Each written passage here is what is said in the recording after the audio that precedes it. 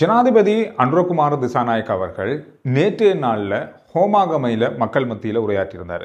இன்றைய நாளில் அனுராதபுரத்தில் மக்களை சந்தித்து உரையாற்றியிருந்தார். ரெண்டு இடங்கள்லையும் அவர் சொன்ன பல விஷயங்கள் அடுத்தடுத்து வரப்போகிற நாட்களில் நடக்க போகிற பல விஷயங்களை அவர் ஞாபகப்படுத்தியிருக்காரு. இந்த விஷயங்களை உங்களோட பகிர்ந்து கொள்றதுக்காக தான் இந்த வீடியோ. அதோட இன்றைய நாளில் இருக்கிற முக்கியமான செய்திகளையும் நாங்கள் இதில் பார்க்கலாம்.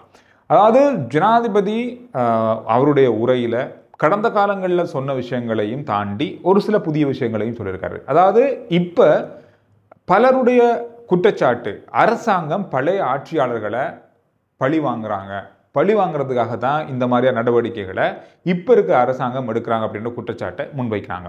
இந்த குற்றச்சாட்டுக்கான பதில் அளித்திருக்காரு. அதாவது இப்போ ஒருத்தர் கைது செய்யப்படுறார் அப்படின்னு வச்சுக்கொள்ளுங்க. ஒருத்தர் கைது செய்யப்படும் போது அவர் கைது செய்யப்பட்டு விசாரணைக்கு உட்படுத்தப்படுவார், நீதிமன்றத்தில் ஆஜர்படுத்தப்படுவார், நீதிமன்றம் அவருக்கு பிணை வழங்கும் அல்லது பிணை வழங்காம விடும். இதெல்லாம் ஒரு சட்டத்தின் அடிப்படையில் இருக்கிற ஒரு விஷயம்.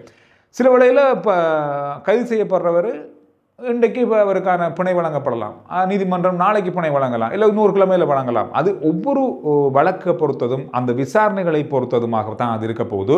யாரும் கவலைப்படக்கூடாது, உடனே அரெஸ்ட் பண்ண உடனே வெயில் கொடுத்துட்டாங்க அப்படின்னு சொல்லி இப்போ விசாரணை குழு இருக்கு, விசாரணை கமிஷன் இருக்கு, போலீஸ் ஆணைக்குழு இருக்கு, நீதித்துறை இருக்கு. ஒவ்வொரு துறைகளும் தாங்கள் சுயமாக அல்லது அவங்க விசாரணைகளை மேற்கொண்டு அவங்களுக்கு எந்த விதமான அழுத்தங்களும் இல்லாம, எந்த அரசியல் தலையீடுகளும் இல்லாம மிக வேகமா இப்ப இயங்க ஆரம்பிச்சிருக்காங்க. இந்த விஷயங்கள் நடக்கும் பொழுது இது தானா சில விஷயங்கள் நடக்கும். එහෙනම් ආණ්ඩුව කෙරෙහි අපේ වගකීම තමයි පරීක්ෂණ කරන ආයතන ශක්තිමත් කරන එක. ඒ සඳහා අධිචෝදනා පත්‍ර ගොනු කරන නීතිපති දෙපාර්තමේන්තුව ඒ සඳහා අවශ්‍ය වෙන පරිදි සූදානම් කිරීම. අධිකරණ පද්ධතිය ඒ ස්වාධීනත්ව ගරු කරන හැටියට කටයුතු කරනවා. ஒரு சில விஷயங்களை பார்க்கும்போது உங்களுக்கே தெரியும். இப்ப நிறைய பேர் கேட்கிற கேள்வி, பெரிய பிரச்சனைகள்லாம் இருக்கும்போது சின்ன சின்ன பிரச்சனைகள்லாம் கைதுகள் நடக்குது அப்படின்னு சொல்லி ඊට පස්සේ කට්ටිය අහනවා මේ ලොකු ඒවා තියද්දී පොඩි ඒවට යන්නේ. இப்ப பொதுவாக எடுத்துக்கொண்டா பல பெரிய பெரிய வழக்குகள், விசாரணைகள் துரிதப்படுத்தப்பட்டு நடந்து கொண்டிருக்கு. அப்படி நடந்து கொண்டிருக்கும் போது இந்த மாதிரியான சின்ன சின்ன வழக்குகள் அல்லது விமர்சிக்கப்படுகின்ற மாதிரியான சில பிரச்சனைகள் தொடர்பான வழக்குகள் வரும்போது அந்த குற்றவாளி விசாரணைக்கு உட்படுத்தப்பட வேண்டிய அந்த நேரம் வரும்போது இல்ல பெரிய வழக்கு கொண்டு வரும் வரைக்கும் காத்திருப்போம், இதை கொஞ்சம் தள்ளி வைப்போம் அப்படின்னு சொல்ல முடியாது. ඉතින් පරීක්ෂණය අවසන් වෙන එක තමයි වෙන්නේ. අපිට කියන්න පුළුවන්ද? මේක පොඩි එකක් පරීක්ෂණ අවසන් වුණාට කමක් නැහැ, ලොකු එක හොයමු. ලොකුද පොඩි නෙවෙයි, පිළිවෙල මොකද්ද? පරීක්ෂණ අවසන් වීම. මේක තමයි පිළිවෙල. அப்பப்ப என்ன நடக்குதோ அந்தந்த விஷயங்கள் அடிப்படையில் கைது செய்யப்படுவார்கள். கைது செய்யப்படுபவர்கள் உடனடியாக விடுதலை செய்யப்படலாம் அல்லது இன்னும் கொஞ்சம் தாமதமாக விடுதலை செய்யப்படலாம். நீதித்துறையை பொறுத்தவரையில் பொதுவாக ஒரு விசாரணைக்கு ஒருத்தர் அழைக்கப்படுறாங்கன்னா அவங்களை நீண்ட நாட்கள் ஜெயிலில் வச்சிருந்து விசாரணை செய்யணுன்ற கட்டாயம் இல்லை. அவங்களுக்கு அந்தந்த நேரத்தில் அந்தந்த விஷயங்கள் நடந்து முடிஞ்சு அவங்கள்ட்ட இருந்து தகவல்கள் எடுக்கப்பட்டதா அவங்கள பிணையில விடுதலை செய்யறதுக்கான அத்தனை விஷயங்களும் நீதித்துறை பக்கமாக அல்லது நீதிமன்றம் பக்கமாக அது இருக்கு. කට්ටියගෙනවා ගන්නව යපදිනවනේ. ඒක තමයි නීතිය. ඒ කියන්නේ අපිට පරීක්ෂණ කරන කෙනාට අධිකරණයට ඉදිරිපත් කරන්න පුළුවන්. පරීක්ෂණ ඉදිරියට ගෙනියන්න. එයාට අච්චු කරන්න පුළුවන් නඩුවක් දැම්මම. අපේ ප්‍රධාන ප්‍රයත්නය වෙන්නේ රිමාන්ඩ් බාරයට පත් කිරීම නෙවෙයි. අපි එම ආයතන වලට උපදෙස් ලබා දීලා තියෙන්නේ ඉතාමත් ශක්තිමත් ලෙස අධිචෝදනා පත්‍ර ගොනු කරලා මහා අධිකරණේ නඩුවක් දාන්න. ඒක තමයි වරදකරු අච්චු විඳින්න. රිමාන්ඩ් බාරයට පත් වෙනකොට පරීක්ෂණ අවධිය. උදේ ගත්තා හවස එළියට පරීක්ෂණ අවධිය. පරීක්ෂණය සඳහා අපදී හැකි වරදක් නම් මේක අධිකරණයට අපරදෙන්න පුළුවන්. අප දුන්නා කියලා කවුරුත් කලබල වෙන්න ඕන, ඒක නීතිය. இன்னொரு விஷயத்தை ஞாபகப்படுத்திருந்தாரு. 15 வருடங்களுக்கு முதல்ல நடந்த சம்பவங்களுக்கான பல வழக்குகளுக்குரிய, அதாவது வழக்குகளே போடப்படாம பல ஃபைல்கள் இன்னும் தாமதமாக இருக்கு. அதெல்லாம் துரிதப்படுத்தி இப்பொழுதுக்கான விசாரணைகள் தொடர்ச்சியாக நடந்து கொண்டது. ஊடகவாளர்கள் கொலை செய்யப்பட்ட சம்பந்தமாக பலதரப்பட்ட விஷயங்கள் சம்பந்தமான வழக்குகளுடைய அல்லது வழக்குகள் போடப்படாமல் இருந்த ஃபைல்கள் எல்லாமே இப்பொழுது அந்தந்த துறைகள் ஊடாக இருக்கிற திரைங்களுக்களுக்கு அல்லது ஆணைக்குழுக்களுக்கு அனுப்பி வைக்கப்பட்டிருக்கு. இது எல்லாமே துரித கதியில நடக்கும் அப்படின்றத ஞாபகப்படுத்தியிருந்தாரு. දෙපාර්තමේන්තුව මම දැක්ක පසුගියද ප්‍රකාශයට පත් කළා තිබුණා. ප්‍රධාන කේසස් 11ක්, ප්‍රධාන තොරතුරු 11ක් හොයාගෙන 3කට මේ ජනවාරි මාසේ නඩු දාන්න පුළුවන් කියලා. බලමු ඒගොල්ලන්ගේ. මොකද අපි නෙවෙයි නීති අධිකරණයට ගිහිලා ඒවා තර්ක විතර්ක කරන්න ඕන. ඒවා කරනවා. එක නීති නිලධාරිනියක් මට එතුමිය කිව්වා සමහර ෆයිල් හංගගෙන හිටියා කිව්වා. ඒගොල්ලෝ කිව්වා ඒ ෆයිල් එකට ඒ වෙලාවේ එක්ක නඩුව දාන්න ගියා නම් එක්ක එයා ගෙදර කිව්වා. එක්ක නඩුව එළියට කිව්වා. ඒ නිසා මේ වගේ ආණ්ඩුවක් වෙනකම් ෆයිල් එක තියන් හිටියා. அது மட்டும் இல்லாம வருகின்ற நாட்கள்ல இன்னும் பல முக்கியமான விஷயங்கள் தீர்மானங்கள் இருக்கு அரசாங்கத்தை பொறுத்தவரையில. குறிப்பா இந்த அரிசி பிரச்சனை, இந்த அரிசி பிரச்சனை என்பது மிகப்பெரிய அளவுல பேசப்பட்ட ஒரு விஷயம். இந்த அரிசி பிரச்சனைக்கான தீர்வு 2 கிழமையில இருக்கு. 2 கிழமையில இந்த அரிசி பிரச்சனைக்கான தீர்வு கொண்டு வரப்படும் அப்படின்றது ஜனாதிபதி தன்னுடைய உரையில இன்றைய நாள்லையும் சொல்லியிருந்தாரு. அனுராதபுரத்தில் நடந்த கூட்டத்திலையும் அவர் சொல்லியிருந்தாரு. அதாவது அரிசி கொள்வனவுக்காக இதுவரை காலமும் அரசாங்கம் ஒதுக்காத ஒரு நிதி 500 கோடி ரூபாய் ஒதுக்கப்பட்டிருக்கு. அரிசி, அதாவது நெல்லு கொள்வனவுக்கு மட்டும். இந்த நெற்களை கொள்வனவு செய்து அரிசி உரிமையாளர்கள், அதாவது அரிசி ஆலை உரிமையாளர்கள் அவங்க களஞ்சியப்படுத்துவாங்க. இது வந்து அரசாங்கத்துல பதிவு செய்யப்பட வேண்டும். எந்த ஒரு களஞ்சியப்படுத்தலும் எந்த ஒரு அரிசி ஆலையும் அரசாங்கத்துல பதிவு செய்யப்பட வேண்டும். அரசாங்கத்துல பதிவு செய்யப்படாவிட்டால் நெல்லு கூட குத்த முடியாது அப்படின்ற மாதிரி தான் அவருடைய கருத்து இருந்தது. அதாவது நீங்க பதிவு செய்யுங்க, கண்டிப்பா உங்களுக்கான சலுகைகள் இருக்கு. அதாவது அடுத்து வரப்போற காலம், அடுத்தடுத்த 2 மாசத்துல அரிசி இறக்குமதி இருக்காது. இங்க இருக்கிற நெல்லுகளை வச்சு கொண்டுதான் அரிசி தட்டுப்பாடு தீர்க்கப்படும். அது மட்டும் இல்லாம இன்னும் 2 கிழமையில எந்த இடத்திலையும் எந்த ஒரு கிலோ அரிசி கூட கட்டுப்பாட்டு விலைய மீறி விற்கப்படாது, அதை விட குறையத்தான் விற்கப்படும் அப்படின்றத கூட சொல்லியிருந்தாரு. இது பலதரப்பட்ட விஷயங்கள் பேசப்பட்டதில் இது ஒரு முக்கியமான விஷயமாக பார்க்கப்பட்டது. සියලු දෙනා ලියාපදිංචි වෙන්න ඕන ආණ්ඩුවේ. ආණ්ඩුවේ ලියාපදිංචි වෙන කිසිවෙකුට මීට පස්සේ වීතෝගේ ක්‍රැස් කරන්න බෑ. වී කොටන්නත් බෑ. තව සති දෙකක් මට දෙන්න. සහතික මිලට වඩා අඩුවෙන් හැර වැඩියෙන් එක හාල්ලටක් ලංකාවේ වෙළඳපොලේ නෑ.